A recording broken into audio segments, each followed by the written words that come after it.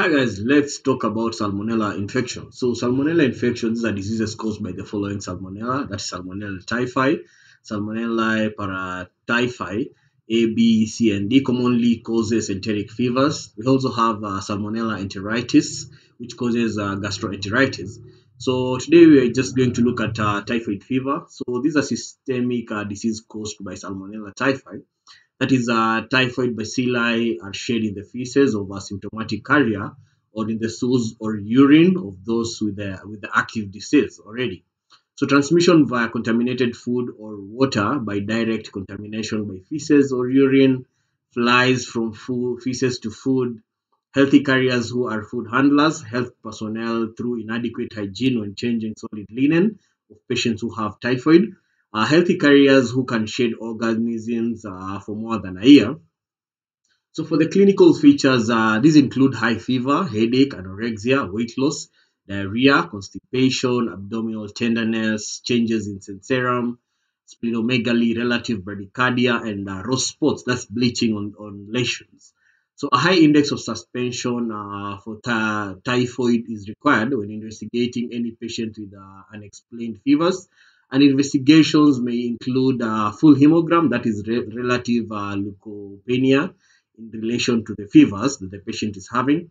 Also do culture that is positive in blood in the first week. Stool or urine cultures become positive in the third week after infection. We also have to do a Widal test, that is a fourth-fold rise in spread specimen acquired 2 weeks apart, suggesting Salmonella typhi infection.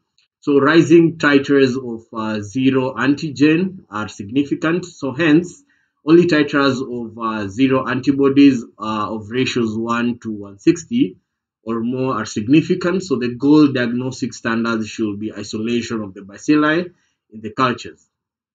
How do you manage the condition? You manage this condition by giving chloromfericals, that is 2 to 4 grams in adults or 0 or 50 milligrams per kg body weight per day in children for at least 2 weeks. Also give cotrimazole 4 tablets BD for 2 weeks. That is 14 days. You can give amoxicillin 4 to 6 grams or 100 milligrams per kg per day in 3 divided doses for 2 weeks. Also 14 days.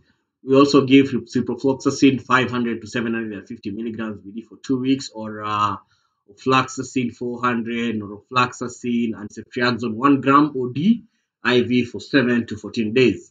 Some complications may arise that include intestinal hemorrhage from the condition. Also have chronic carrier state of Salmonella typhi, infection, perforation leading to peritonitis, sepsis, and septicemia. Clinical features of this may include abdominal pain, distension with rebound tenderness, and investigation. We do a plain X-ray abdomen erect and decubitus, which may show pneumoperitoneum or multiple fluid levels. And we manage this by administering the medications we've talked about. So what are the preventive measures for typhoid? So drinking wholesome drinking water. So boil water for 10 minutes. Use water that is chlorinated. We also drink pasteurized milk or boiled milk. We prevent healthy carriers of Salmonella typhi from handling food. We also treat healthy carriers. We also ensure hygienic waste disposal. Vaccination is another option. Live attenuated oral vaccine for capsules given on alternate days. When giving this, we avoid antibiotics for 1 week, hence contraindicated to the immunosuppression cases. So Typhi 6 vaccine, single dose, that is 0.5 mils IM, 70% efficacy. Booster dose is needed every 2 to 3 years after one has already received the vaccination. Thank you. I hope you can be able to take caution when it comes to transmission and acquiring of typhoid fever.